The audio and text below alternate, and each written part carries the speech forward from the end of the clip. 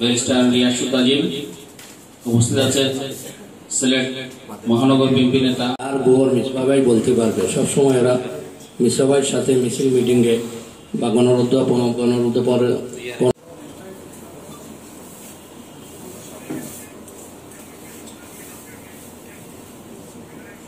আসলে আজকে যে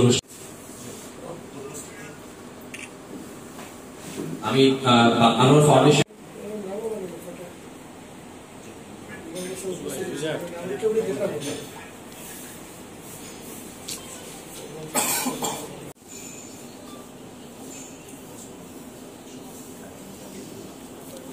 দিকটাতে তারা সবচেয়ে বেশি নিজের জীবনের প্রতি তোয়াক্কা না করে তারা কাজ করে গিয়েছেন এবং আমি অনুষ্ঠানটি দীর্ঘায়িত না করে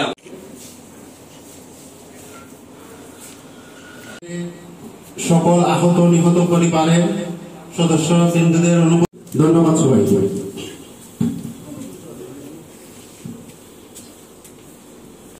এজাজুল হক মন্টু ভাই, সিনিয়র সভাপতি, সিলেট মহানগর 1 নং ওয়ার্ড।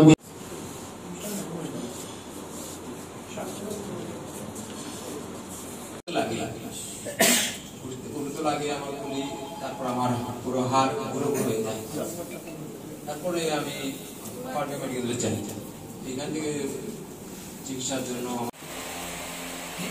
আমি লিমন যখন আমার কাছে গেছিলেন প্রোগ্রামের জন্য, আমি তখনই বলেছিলাম সম্মানিত প্রধান অতিথি এবং বিশেষ অতিথিবৃন্দরা উপস্থিতি, আমি আনোয়ার ফাউন্ডেশন ইউকের শুভেচ্ছা জানাচ্ছি। আমি আজকের এই অনুষ্ঠান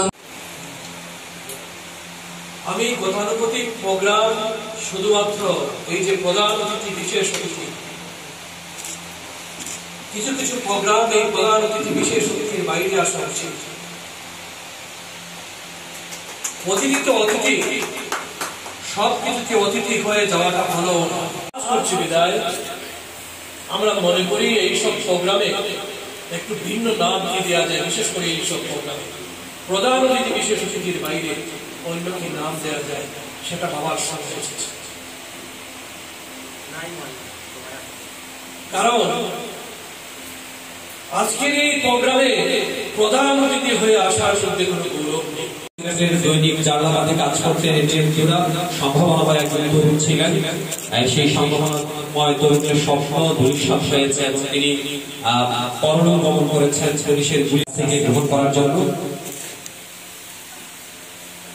তাদের আমাদের আমন্ত্রিত অতিথিরা সবাই মিলে আজকে রাশেদের হাতে সেই সম্মাননা স্মারকী তুলে দিয়েছেন।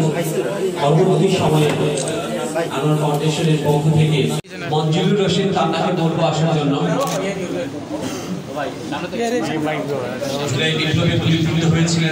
তান্না এবং কিছুক্ষণ আগে আমরা তার কথা শুনছিলাম, কথাতে কিন্তু সবারই হৃদয় ভারাক্রান্ত হয়েছিল।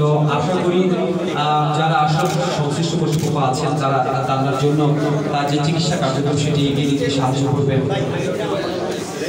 শফিউর রহমান কায়েস কি আছেন? শফিউর রহমান কায়েস,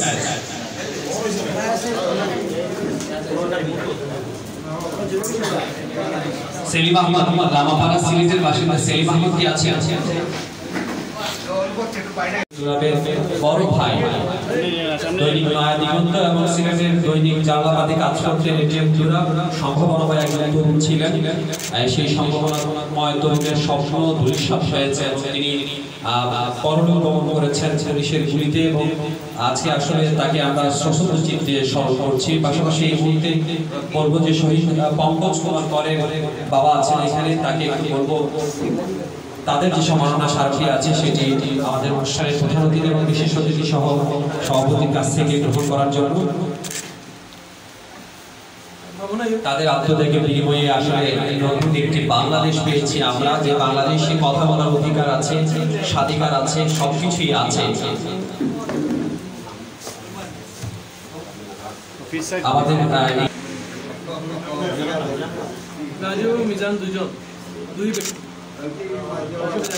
প্রিন্টিং ইনস্টিটিউট হচ্ছে সম্ভবত।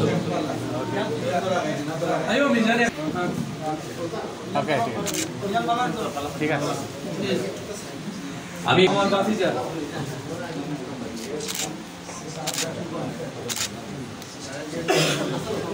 মঞ্চে আসার জন্য আহ্বান জানাবো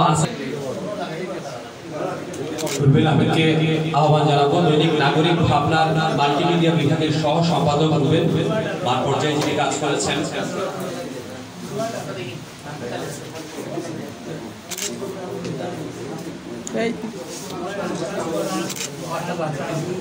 সিলেটের কর্মরত নিবেন্দু তালুকদারকে একটু বলবেন।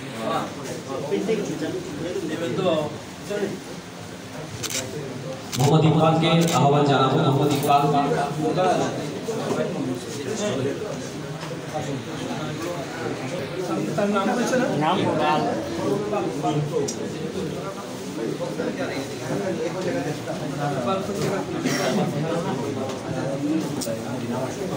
আজহারউদ্দিন সুমনকে বলবো এখানে আসার জন্য।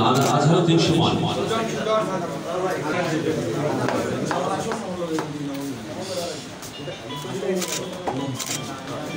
শরীফ ইসলাম আব্বাস। এই বাংলাদেশ যে বাংলাদেশের এত রক্ত এত প্রাণ এত বঙ্গত্ব বরণের মাধ্যমে যে বাংলাদেশ থেকে আমরা আল্লাহ এই বাংলাদেশটাকে তো আবার অস্থিতিশীল চাই। তাই এই জায়গায় সবাইকে ঐক্যবদ্ধ থাকতে হবে। শুধুমাত্র বিএনপি নয়, শুধুমাত্র অন্যান্য সংগঠন নয়, গোটা বাংলাদেশের মানুষকে 20 কোটি মানুষকে ঐক্যবদ্ধ থাকতে হবে এই সংকটে বাংলাদেশ যেন আর পিছনের দিকে না যায়। আর এই বাংলাদেশকে যদি পিছনের দিকে যায় তাহলে আমাদের সবার জন্য অনেক কপালে দুর্গতি রয়েছে, দুঃখ রয়েছে। আমরা নতুন বাংলাদেশের অগ্রযাত্রায় সামিল হয়েছি। আমরা পুরো সংগঠনকে নিষিদ্ধ করে নয়, সবাইকে নিয়েই চলব। যারা এই ফ্যাসিস্ট এবং ফ্যাসিস্টের দুঃস্বররা রয়েছে তাদেরকে অবশ্যই আইন। আমরা দেখছি বিভিন্ন ফর্মে দেশটাকে অস্থিতিশীল এই ব্যাপারে সবাইকে ঐক্যবদ্ধ থাকতে হবে এইসব ব্যাপারে। আমরা দেখলাম এখানে সাজুর কথা শুনলাম আমরা, কি অবস্থায় সে পড়েছিল পুলিশ ফাঁড়ির সামনে। সেই সময় পুলিশ অফিসাররা পর্যন্ত আহত অবস্থায় হয়তো তার মৃত্যু হতে পারে। আহত অবস্থায় তাকে তুলে নেওয়া যেতে দেওয়া হয় নাই। নিশ্চয়ই পাশেই ছিল ইবনে সিনা, হয়তো বা কেউ একটা সময় ইবনে সিনা তাকে নিয়েছে, সে তো জানে না কখন সে ইবনে সিনায় পৌঁছেছে। কেউ একজন নিয়ে গেছে, তার চিকিৎসা হচ্ছে। দূরবর্তী কোনো হসপিটাল যদি হতো হয়তো বা নিতে নিতে তার সমস্যা হচ্ছে। এই যে সাজুদা এত কষ্ট করবে, আমরা বারবার শুধুমাত্র আমরা একটা ক্র্যাশ অথবা তাদেরকে সম্মান দিতে হবে। কারণ এরা আমি 71-এর স্বাধীনতার যুদ্ধের সাথে এটাকে যদি একই খাতারে নাও নেই, কিন্তু বাংলাদেশের দ্বিতীয় জন্মবেলা নিয়ে গেছে। এদেরকে আমাদের বলে চলতে হবে, এদেরকে সম্মাননা দিতে হবে, তুলে এনে দিতে হবে। আমার সঙ্গে যখন আন্নার ফাউন্ডেশনের পক্ষ থেকে যোগাযোগ করলো লেবার, আমি বলেছি সবাই এতদিন যারা এসেছে সামনে তাদের যারা এখন সামনে আসে নাই তুমি একটু খোঁজ খবর নাও, তাদেরকে নিয়ে আসো। তোমার একার পক্ষে সম্ভব না, আরো যারা আসবে, আমরা যারা রয়েছে এখানে, আমরা বিভিন্ন ফলে আমরা আরো যারা রয়েছে তাদেরকে সামনে। আমি প্রেস ক্লাবের সেক্রেটারি রয়েছেন এখানে, আমি মনে করি আপনাদের পক্ষ যদি একটা উদ্যোগ নেওয়া হয়, এই ধরনের একটা উদ্যোগ, তাহলে এটা আরো ব্যাপকৃত হবে, ব্যাপকভাবে আলোচিত হবে।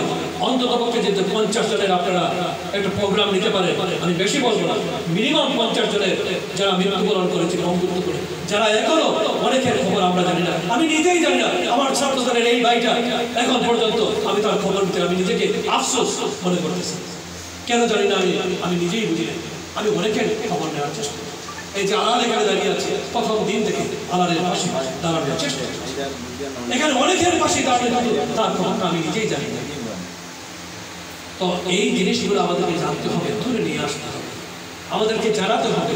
যারা একজন আরেকজন রয়েছে সবাইকে জানাতে হবে। এই যে একটা ছেলে এখানে দাঁড়িয়ে বসে আছে, এই যে তার খবর, সুজনের খবর আমরা অনেক দিন পরে পেয়েছি। এই সুজন তার ছুটতে চলে গেছে, এখানে বসে বসে আমি জানার সাথে সাথে অন্তত জানার পরও সাথে সাথে যেতে পারি 10-15 মিনিট আমরা চেষ্টা করি।